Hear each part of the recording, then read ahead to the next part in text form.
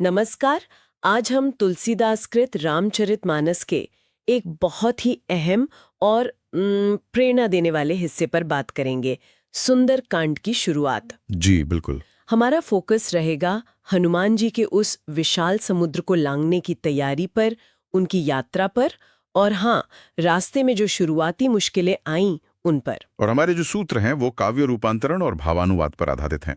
मतलब जो मूल भाव है उसे सरल शब्दों में समझने की कोशिश करेंगे। हाँ बिल्कुल।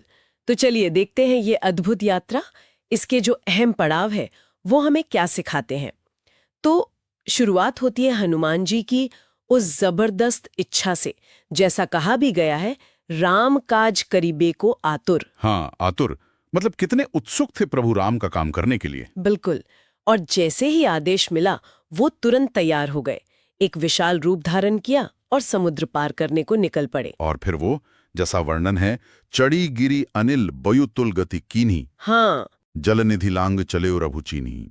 यानी पर्वत पर चढ़कर प्रभु का नाम लेकर और फिर हवा की तेजी से, है ना, वायु की गति से समुद्र पार करने निकल पड़े। वाह। लेकिन ये यात्रा इतनी सीधी तो नहीं थी, है ना? नहीं, बिल्कुल नहीं। पहली चुनौती सामने आ गई। सुरसा, एक नाग माता। अच्छा, सुरसा। हाँ, कहते हैं देवताओं ने उन्हें भेजा था हनुमान जी की परीक्षा लेने के लिए, उनकी शक्ति और बुद्धि दोनों को परखने के लिए। तो वहां बल का प्रदर्शन हुआ? पर एक अलग तरीके से। देखिए, चौपारी कहती है, जस जस कपि पढ़े तनु, तेही तस तस सुरसा पंजरु लेही। मतलब जैसे जैसे हनुमान जी ने अपना शरीर बढ़ा किया, सुरसा ने अपना मुंह और भी बड़ा कर लिया। एक तरह की होड़ लग गई। तो फिर हनुमान जी ने क्या किया? यहीं पर उनकी रणनीति देखने लायक है ना। बिल्कुल। उन्होंने सिर्फ बल का जवाब बल से नहीं दिया, पहले तो विनम्रता दिखाई। हाँ। कहा, मातु सुनु बाता, राम काजो करी फिरऊं तुरंता। हाँ, कि माँ सुनिए, मैं राम जी का काम करके जल्दी लौट आऊंगा, मुझे जाने दीजिए जी।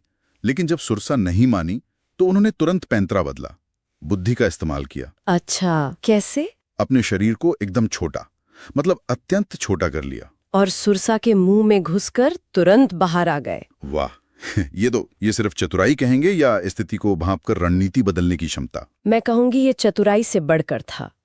ये दिखाता है कि हनुमान जी स्थिति का आकलन कितनी तेजी से करते थे। वो समझ गए कि बल से बात नहीं बनेगी।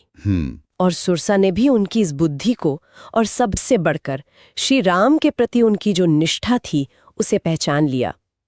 जानी सुरसा सत्य प्रभु नामा। अच्छा।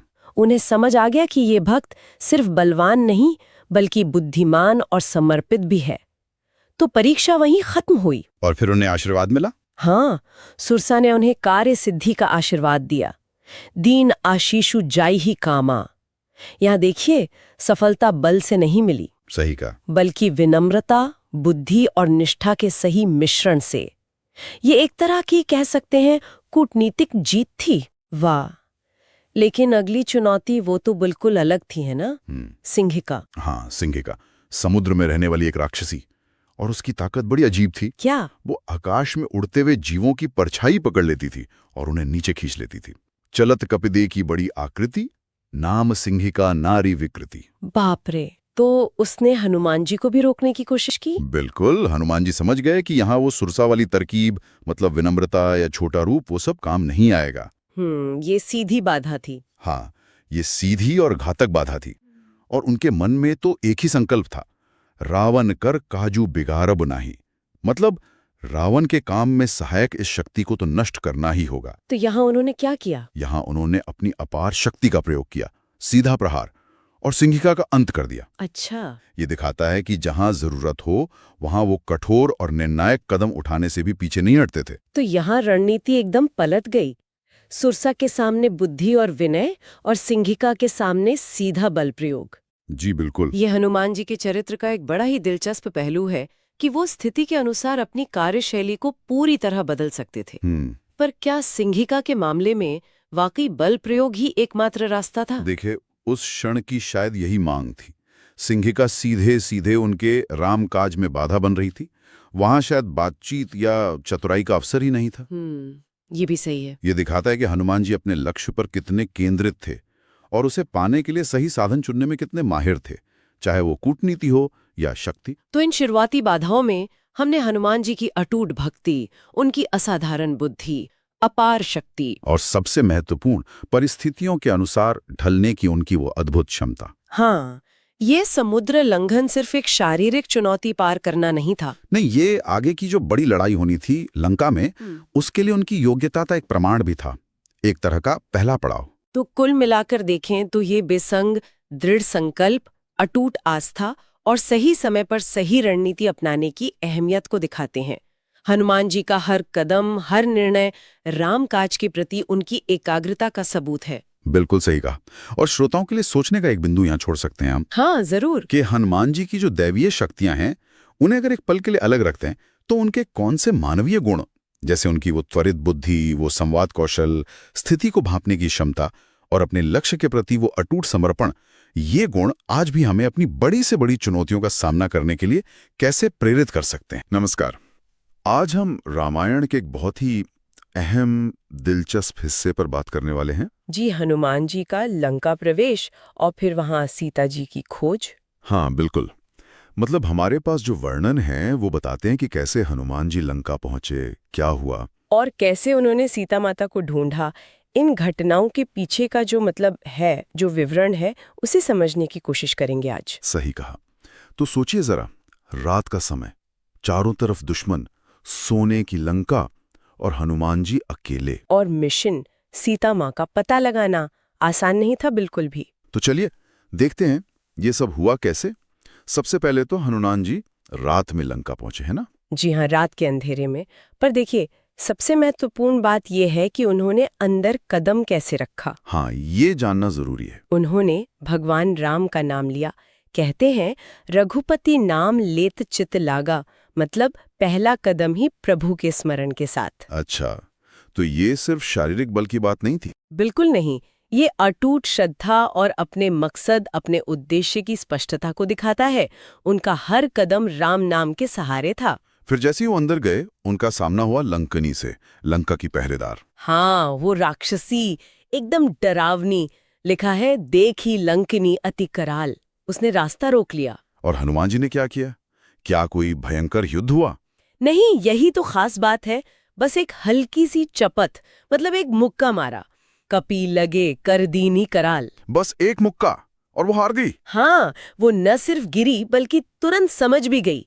वो खुद बोली, राम दूत मोहिम मारी समाना, मतलब राम के दूत के हाथों मरना भी सौभाग्य है। अरे वाह! पर वो एक हल्के से प्रहार से कैसे समझ गई? ये थोड़ा सोचने वाली बात है। मुझे लगता है शायद इसलिए कि हनुमान जी का बल विनाशकारी नहीं था, वो बाधा हटाने के लिए था, सत्य के लिए था। अच्छा, मतलब उस प्रहार में भी एक नैतिक शक्ति थी। हाँ, कह सकते हैं। राम नाम की शक्ति और पवित्र उद्देश्य के सामने शायद वो असुरी शक्ति टिक नहीं पाई। ये दिखाता है कि सच्चाई की ताकत कितनी बड़ी होती है। सही बात है। तो लंकनी की बाधा पार हो गई, अब सीता जी की खोज। जी। हनुमान जी ने पूरी लंका नगरी घूमी। सोने की लंका, कहते हैं देवताओं के लिए भी दुर्लभ भोग विलास वहां थे। होगी भोगी सुर दुर्लभंका। हर तरफ सोना, वैभव, चमक दमक। हाँ, बिल्कुल। और इसी सब चकाचौंध के बीच अशोक वाटिका में उन्हें सीता जी मिली। लेकिन मिली किस हाल में? अत्यंत शोक में डूबी हुई। देखियो सीते ही अशोक वाटिका, ये कितना बड़ा विरोधाभास है ना? एक तरफ सोने की लंका का वैभव और दूसरी तरफ वाटिका में जगत जननी शोक में। बहुत ही मार्मिक रहा होगा वो क्षण। अब सवाल ये था कि सीता जी कैसे मानेंगी कि ये वानर शत्रु नहीं मित्र है। हाँ, पहचान का संकट। तो सबसे पहले हनुमान जी ने क्या किया? राम नाम सियासन कहियो। उन्होंने सीता जी के सामने श्री राम का नाम लिया। ये पहला कदम था। लेकिन क्या सिर्फ नाम लेना काफी था? शायद नहीं। एक प्रमाण चाहिए था, एक ठोस सबूत। और वो सबूत था प्रभु राम की दी हुई अंगूठी। बिल्कुल, मुद्रिका प्रभु की दीन ही दिखेओ। हनुमान जी ने वो अंगूठी दिखाई जो खुद श्री राम ने निशानी के तौर पर दी थी। वो सिर्फ एक अंगूठी नहीं थी मतलब? नहीं, बिल्कुल नहीं। वो राम जी की उपस्थिति का प्रतीक थी, उनके संदेश का और हनुमान जी के दूत होने का पक्का प्रमाण थी। सोचिए, इतने महीनों का शोक, अनिश्चितता, निराशा, उसके बाद वो अंगूठी देखना सीता माँ के लिए क्या मायने रखता होगा? हाँ, यकीनन उसमें तो जैसे जान आ गई होगी। वो मुद्रिका पहचान थी, विश्वास थी और आने वाले उद्धार की आशा थी। उसने सीता जी को धीरज दिया, उनमें एक नई उम्मीद जगाई। ये हमें सिखाता है कि मुश्किल हालात में पहचान का एक छोटा सा निशान भी कितना बड़ा सहारा बन सकता है। सही कहा। वो सिर्फ एक सबूत नहीं होता, वो टूटते हुए विश्वास को जोड़ने और आशा जगाने का एक बहुत शक्तिशाली जरिया बन जाता है। तो अगर हम संक्षेप में देखें तो इन प्रसंगों से कुछ खास बातें निकलती हैं। पहली तो हनुमान जी की सफलता का राज। हाँ, कि वो सिर्फ ताकत नहीं बल्कि राम नाम में अटूट श्रद्धा और उद्देश्य की पवित्रता थी। लंकिनी वाला किस्सा यही बताता है। और दूसरी बात वो अंगूठी वाली, कि कैसे विपरीत परिस्थितियों में एक प्रतीक, एक पहचान न सिर्फ शक दूर करती है बल्कि निराशा में आशा जगाने की ताकत रखती है। ये प्रसंग हनुमान जी के साहस, बुद्धि और विनम्रता को तो दिखाते ही हैं, साथ में ये गहरे सत्य भी उजागर करते हैं। बिल्कुल। और यहाँ एक विचार मन में आता है कि आज के समय में जब इतनी चुनौतियां हैं, इतनी अनिश्चितता है, तो हमारे लिए वो कौन से प्रतीक या विश्वास हैं, कौन सी अंगूठी है जो हमें पहचान दे, रास्ता दिखाए और मुश्किल वक्त में उम्मीद जगाए। हाँ, ये सोचने वाली बात है। इस पर विचार किया जा सकता है।